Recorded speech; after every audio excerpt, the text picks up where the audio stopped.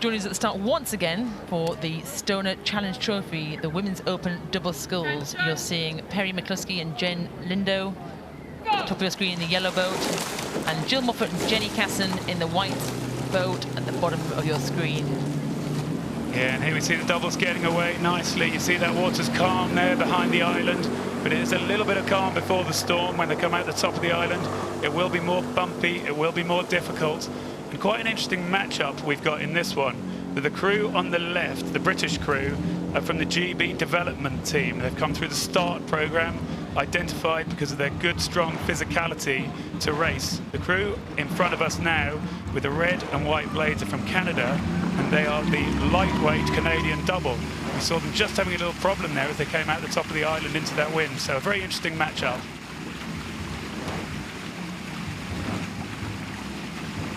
SWC here in the yellow and black and in the white boat. Exactly that. They're the international double, they're Canadian full-time rowers, and they're going neck and neck with this GB, this Great Britain development crew, the top of your screen. What a moment for these young rowers against this seasoned international crew.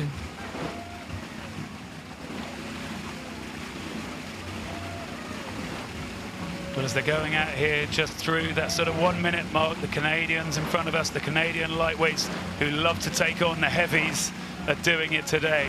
And they're pushing that out, getting just up towards the boat length now. They'll be feeling the headwind. Normally that favours the heavier crew, but the lightweights are moving nicely here and pushing that out towards a length lead. And you've got to do that. You've got to do that as a development crew. You're sitting on the start line, you're racing against Olympic rowers. This combination, this exact combination, Moffatt and Casson, came 12th at the Tokyo Olympics, came 5th at the last World Cup in Varese, which was won by our British crew of Grant and Craig. So the pedigrees with this crew on your left, they're international full-time rowers, absolutely, but this crew on your right in the yellow boat, young British rowers. Yeah, and we see this Canadian double, this experienced double coming towards us. Jill Moffatt in the bow seat. She said she is excited about 1v1 racing and about racing and see how they size up against the heavies. And so here they are today. This headwind has dropped a little bit for them, but they're sculling so nicely together, moving so well together, following Jenny Casson, who sits in front of her there. She says she's passionate about women in sport and the female athlete voice.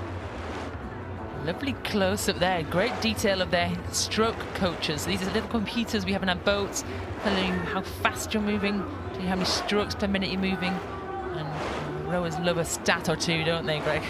Well, I guess anyone who's ever sat on a rowing machine will know that to have a little bit of data in front of you helps take your mind off the pain that's going on in your legs. And these rowers will, of course, have the pain in their legs and their arms and everywhere else. So we see it here also in this double from Strathclyde and Twickenham rowing clubs wearing those kits. You can see in the bow seat Perry Mccluskey, she has the Strathclyde kit.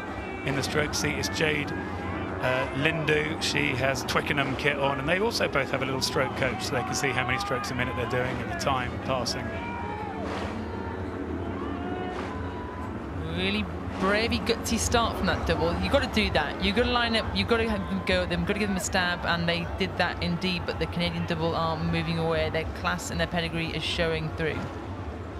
Yeah, you can see them moving really smartly now, and they've been able to settle into a pace which looks nice and controlled over the top of the water. We see them here, and yeah, they're just moving really nicely. The Canadian double, little check there from Jill Moffatt to her left, very experienced, to just check where they are on the course. Check your distance from the booms, because of course you hit these booms and you're in a bit more trouble than if you just hit a buoy or a buoy, as our American friends might call it. So she just wants to make sure she's in a nice position where they are exactly on the course where they want to be. Still a bit of fight here from this British double. They're not letting their rate of striking go down. How many strokes per minute they're taking. The power, look at the strength in these two rowers. Absolutely great to see. Their heads are up and they're not giving up. Yeah, you can see the strength and power of the athletes, and then you can also probably see the not quite togetherness that we saw the same compared to the Canadian double of Moffatt and Casson. The blade work, obviously it's easier when you're in front and you're in control of the race, but the blade work's just a little bit tidier as we look on the left of our screen, those red and white Canadian blades. But what sets this race apart from other races is everyone look at this now. Look at the bounce. Look at the wash on this course. It's a really busy, moving, working river.